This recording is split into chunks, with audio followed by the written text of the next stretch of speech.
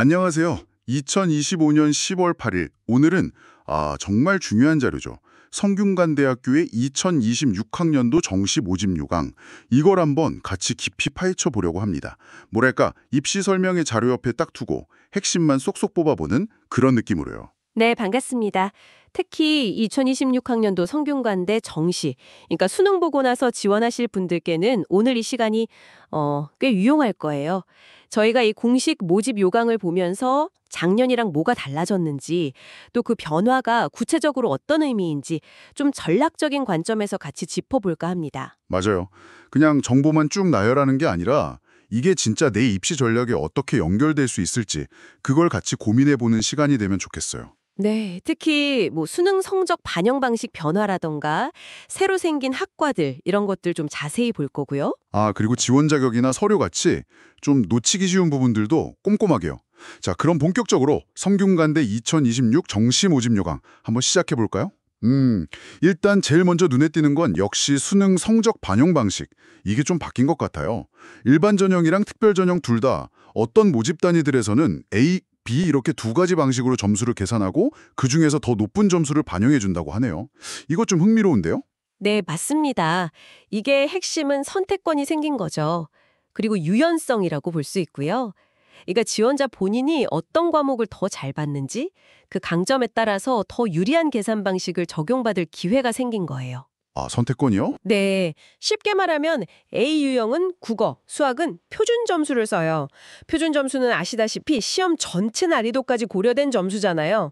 근데 B 유형은 국어, 수학, 탐구에서 100분위를 활용합니다.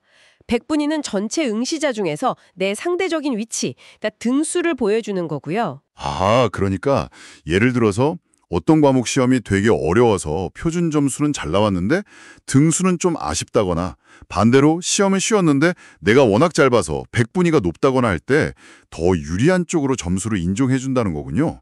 그럼 영어랑 탐구는 어떻게 돼요? 영어는 이제 등급별로 변환 점수를 쓰는데 이건 대학마다 기준이 조금씩 다르잖아요. 성대는 A 유형에서는 변환 표준 점수, B 유형에서는 변환 100분위를 쓰겠다고 했어요. 탐구 영역, 그러니까 사탐이나 과탐 과목들도 A 유형은 변환 표준 점수, B 유형은 100분위를 쓰고요. 그렇군요. 중요한 건 일반 전형, 가군이랑 다군에서는 이렇게 A, B 유형 중에 더 높은 점수를 반영한다는 점. 근데 나군 일반 전형은 조금 달라요.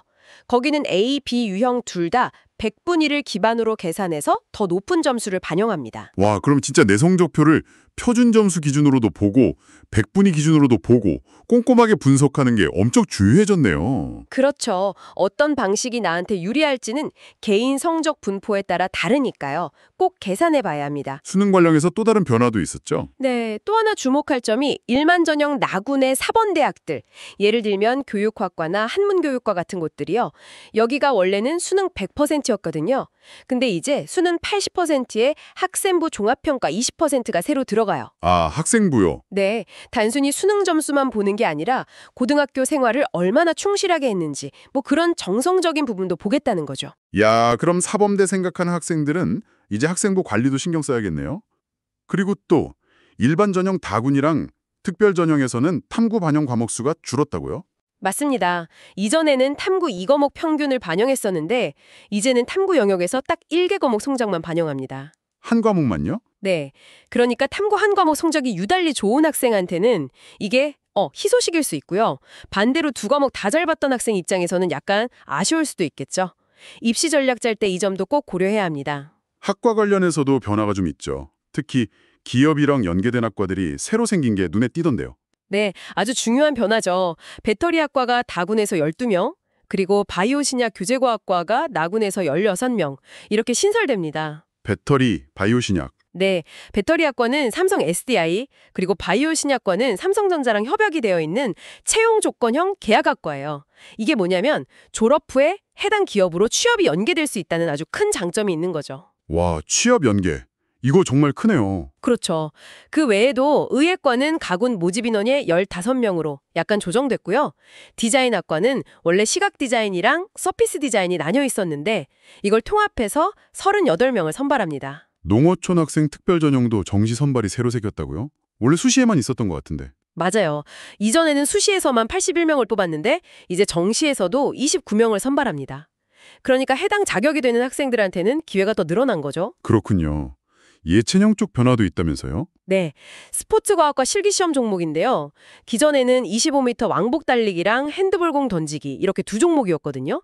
근데 여기에 제자리 멀리뛰기가 추가됐어요.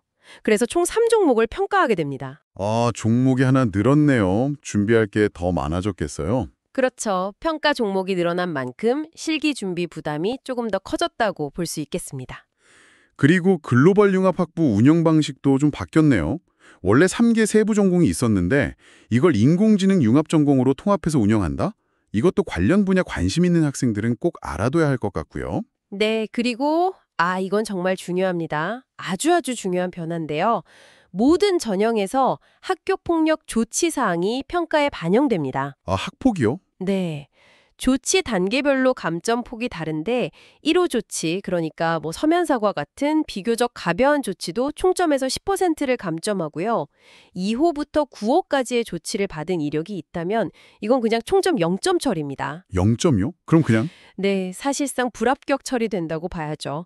이건 정말 모든 지원자가 반드시 인지하고 유의해야 할 아주 강력한 조치입니다. 절대 간과해서는 안 돼요. 와, 2호 조치부터 바로 0점 처리라니. 이거 정말 파격적인데요. 확실히 최근 사회적으로 학폭 문제에 대한 경각심이 높아진 분위기가 그대로 반영된 결과라고 봐야겠네요. 지원자들은 이 점 정말 명심해야겠습니다. 자, 그럼 이제 전형 유형별로 조금 더 들어가 볼까요? 네, 성균관대 정시는 크게 보면 수능 성적 중심으로 뽑는 수능 위주 전형하고 학생부나 서류를 중심으로 보는 학생부 서류 위주 전형 이렇게 나눌 수 있어요. 예상하시겠지만 당연히 수능 위주 전형 인원이 훨씬 많습니다. 압도적으로 많죠. 그렇죠. 일반 전형군 봐도 일반 계열 학과에서 1,465명, 사범 계열 60명, 예체능 계열 103명, 여기에 농어촌 학생 특별 전형 29명 같은 게 더해지고요. 학생부 서류 위주는 특성화고 졸재직자 전형 딱 4명 정도가 해당돼요. 네, 기본적으로 그렇죠. 근데 여기서도 조금씩 차이가 있어요. 일반 계열은 정말 수능 100%인데 아까 말씀드린 것처럼 나군의 사범 계열은 수능 80%에 학생부 20%가 들어가죠. 예체능 계열은 수능 비중이 좀 낮아지고 실기 평가가 중요해지고요. 아, 학생부는 사범 계열 평가 외에도 다른 데도 쓰이나요? 네, 동점자가 나왔을 때 처리 기준이나 아까 말씀드린 학폭 평가에도 활용됩니다. 그 학생부라는 게 학교생활 기록부잖아요. 고등학교 3년 동안의 교과 성적, 출결, 봉사활동, 선생님이 써주신 행동 특성 이런 것들이 다 담겨있는 종합 기록부라고 보시면 돼요. 그렇군요. 그럼 반대로 특성화고 졸 재직자 전형은요? 그 전형은 학생부가 필수고 여기에 이제 본인의 직무 능력을 보여주는 직무 기술서를 낼 수도 있고 안 낼 수도 있고 선색사항입니다. 또 하나 중요한 게 지원 자격인데요. 아, 맞아요. 지원 자격. 네, 내가 일반고를 나왔는지, 특목고나 자사고인지, 아니면 특성화고 졸업자인지, 또 언제 졸업했는지, 혹시 검정고시 출신인지 이런 거에 따라서 지원할 수 있는 전형이 달라져요. 예를 들어서 농어촌 학생 전형은 특목고나 영재학교 출신은 아예 지원이 안 되거든요. 아, 정말요? 네, 그래서 모집 요강 앞부분에 보면 표로 잘 정리가 되어 있어요. 본인이 어떤 전형에 지원 가능한지 이걸 반드시 확인해야 합니다. 네, 꼭 확인해야겠네요. 다음은 구체적인 모집 인원하고 전형 일정인데요. 학과별로 몇 명 뽑는지는 모집 요강에 자세히 나와 있긴 한데 이게 또 최초 인원이고 수시에서 다 못 채워서 넘어오는 인원, 그 수시 2월 인원이 더해지면 최종 선발 인원은 바뀔 수 있다. 이것도 알고 있어야겠죠. 맞습니다. 수시 2월 인원이 얼마나 되느냐에 따라 최종 경쟁률이나 합격선에도 영향을 줄 수 있으니까요. 그리고 표에서 혹시 별표 표시된 학과들 보셨어요? 인문과학계열이나 공학계열 같은 곳들. 네, 봤어요. 그건 뭐죠? 그게 광역 모집단이라는 건데요. 1학년 때는 특정 학과 소속이 아니라 그냥 계열로 넓게 배우고 2학년 올라갈 때 세부 학과나 전공을 선택하는 방식이에요. 아, 2학년 때 전공을 정하는 거군요. 네. 그리고 아까 잠깐 언급했던 계약학과들 있잖아요. 반도체 시스템 공학, 배터리학과, 지능형 소프트웨어 학과 같은 곳들. 이런 데는 졸업 후에 취업 연계라는 장점 말고도 뭐 등록금 지원 같은 혜택이 있을 수도 있어요. 해당 분야에 관심이 있다면 이런 학과들의 특전을 잘 살펴보는 게 좋겠죠. 특히 지능형 소프트웨어 학과는 학사 석사 과정을 5년 만에 마치는 통합 과정이라는 점도 좀 독특하고요. 정말 다양한 정보가 있네요. 주교한 일정들도 다시 한번 체크해봐야 할 것 같아요. 원서 접수가 2025년 12월 29일부터 31일 저녁 6시까지. 딱 연말이네요. 네, 연말이죠. 정신 없을 때예요. 서류 제출 마감은 그 다음 해 1월 2일 저녁 6시까지 온라인으로 내야 하고요. 실기나 면접은 1월 6일부터 10일 사이에 전형별로 날짜가 다르고요. 네, 본인이 지원하는 전형 날짜를 정확히 확인해야겠죠. 최초 합격자 발표는 2월 2일 이전, 등록 기간은 2월 3일부터 5일 오후 4시까지. 혹시 예비 번호를 받았다면 추가 합격 발표는 2월 6일부터 12일 저녁 6시까지 계속되고 최종 등록 마감은 2월 13일. 와, 일정이 정말 촘촘하네요. 미리 잘 챙겨두지 않으면 진짜 놓치기 쉽겠어요. 네, 맞습니다. 달력에 꼭 표시해 두셔야 해요. 그럼 이제 각 전형별 핵심 포인트를 조금 더 압축적으로 한번 짚어볼까요?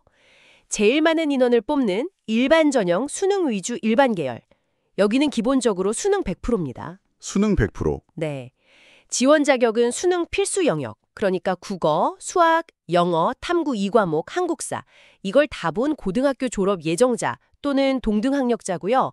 여기서 중요한 건 모집 군, 가나다 하고 학과별로 수능 반영 방식이 다르다는 점이에요. 아, 또 다르군요. 네, 아까 설명드린 AB 유형 적용 여부라던가 탐구 과목 몇 개 반영하는지, 가나구는 2과목, 다구는 1과목, 한국사 감점은 어떻게 하는지 이런 걸 본인이 지원하려는 학과에 맞춰서 정확히 확인해야 합니다. 특히 자연계열 학과 지원할 때는 과학탐구, 즉 과탐 응시자에게 가산점을 줄 수도 있다는 점도 고려해야 하고요. 그리고 의예과. 의예과는 수능 성적 외에 별도로 인적성 면접을 봐요. 면접이요? 점수가 들어가는 건가요? 아니요, 점수화되는 건 아니고 패스페일 방식이에요. 합격, 불합격만 결정하는 거죠. 근데 여기서 만약 fail, 즉 결격 판정을 받으면 수능 점수가 아무리 높아도 그냥 불합격입니다. 그러니까 의대 지원자는 면접 대비도 절대 소홀히 할 수 없어요. 그렇군요. 패스페일이지만 사실상 당락을 결정할 수도 있는 거네요. 다음은 일반 전형, 수능 위주 사범 계열인데요. 이건 나군에서 뽑고 가장 큰 특징이 수능 80% 플러스 학생부 20%라는 점이었죠. 맞습니다.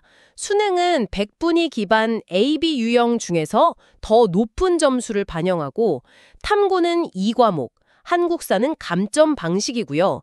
여기서 20%를 차지하는 학생부 평가가 중요한데 이게 단순히 내신 등급만 딱 보는 게 아니라 교과목 뭘 이수했는지, 성취도는 어떤지, 출결, 행동 특성 같은 학교 생활 전반을 종합적으로 정성평가합니다. 정성평가요? 네, 입학사정관 2명이 평가해서 ABC 등급을 매기고 그 등급에 따라 0점에서 최대 5점까지 감점을 적용해요. 그러니까 수능 성적 외에도 학교 생활을 얼마나 충실히 했는지 또 교사로서의 자질이나 가능성 같은 걸 함께 보겠다는 의미로 해석할 수 있습니다. 네, 확실히 사범대는 좀 다르네요. 그럼 일반 전형, 수능 위주 예체능 계열은요? 예체능은 가군에서 선발하고요. 역시 실기가 중요하죠. 미술 디자인은 수능 60% 플러스 실기 40%, 스포츠과학은 수능 80% 플러스 실기 20% 비율입니다. 수능 성적은 표준 점수 기반으로 반영하고 탐구 반영 과목 수도 미술 디자인은 2과목, 스포츠과학은 1과목으로 달라요. 한국사는 역시 감점 방식이고요. 실기 내용도 중요하겠네요. 당연하죠. 미술 디자인은 인물화나 기초실기 소양 평가 같은 걸 보고 스포츠과학은 아까 말씀드린 3종목, 왕복 달리기, 공 던지기, 제자리 멀리뛰기를 봅니다. 본인의 강점과 약점을 잘 파악해서 실기 준비 전략을 잘 세워야겠죠. 세부적인 배점이나 평가 기준은 반드시 모집 요강 부록을 꼼꼼히 확인해야 합니다. 네. 그럼 특별 전형 중에서는 농어촌 학생 전형, 이게 정시 선발을 시작한다는 게 큰 변화였고요. 가나다군에서 총 수민 9명을 뽑고 선발 방식은 수능 100%라고요. 네, 맞습니다. 수능 성적은 100분위 기반 AB 유형 중 상위 점수를 반영하고 탐구는 한 과목만 반영해요. 자연 계열은 과탐 가산점 가능성이 있고요. 이 전형은 무엇보다 지원 자격, 농어촌 6년 또는 12년 거주 및 재학 조건을 충족하는지, 그리고 그걸 증빙하는 서류 제출이 아주 중요합니다. 서류가 중요하군요. 네, 자격 확인서, 학생부, 가족관계 증명서, 주민등록 표초본 등등 필요한 서류가 꽤 많아요. 이것도 미리 준비해야 합니다. 알겠습니다. 그리고 특성화고 졸 재직자 전용은요? 이건 다군 응용 AI 융합학부에서 4명 뽑고요. 서류 100%로 선발합니다. 특성화고 졸업하고 산업체에서 3년 이상 재직 중인 분들이 대상인데 재직 기간을 어떻게 계산하는지, 인정되는 산업체 범위는 어디까지인지 이런 기준들이 상세하게 나와 있으니까 꼼꼼히 확인해야 하고요. 학생부하고 자격서류, 그리고 선택사항인 직무기술서를 통해서 종합적으로 정성평가를 합니다. 그리고 이 전형은 재학 중에도 계속 직장에 다녀야 한다는 조건이 있어요. 아, 재직 유지가 필수군요. 네, 그래서 수업도 주로 온라인이나 야간, 주말에 운영되고요. 그 외에 이웃사랑, 장애인 등 특성화고졸 졸업자 특별 전형 같은 것들은 정원 외 전형인데 이건 수시에서 미충원 인원이 있을 경우에만 정시에서 뽑는다고 하셨죠? 네, 맞습니다. 매년 반드시 뽑는 건 아니에요. 만약 선발하게 된다면 각 전형별 자격 기준, 수급자, 차상위, 한부모, 장애인 등록, 특성화고 졸업 등을 충족하고 수능 필수 영역을 응시해야 지원 가능하고요. 선발은 수능 100%입니다. 네, 알겠습니다. 자, 그럼 이제 마지막으로 몇 가지 꼭 알아둬야 할 유의사항하고 또 학교생활 관련 정보들을 좀 정리해 볼까요? 네, 먼저 서류 제출인데요. 요즘은 거의 다 온라인 업로드가 원칙이죠. 마감 시간 꼭 지켜야 하고요. 특히 해외 고등학교 졸업자나 검정고시 출신자 분들은 요구하는 서류나 인증 절차 같은 게 별도로 있을 수 있어요. 그러니까 미리미리 확인하고 준비해야 합니다. 온라인 업로드지만 나중에 원본 내야 할 수도 있다고요? 네, 최종 등록할 때는 원본 서류 제출을 요구할 수 있으니까 제출했던 서류들은 잘 보관해 두셔야 하고요. 지원할 때 기본적인 규칙들도 다시 한번 짚어주시죠. 네, 가장 기본은 복수 지원 금지인데요. 같은 모집군에서는 하나의 대학, 하나의 학과에만 지원할 수 있습니다.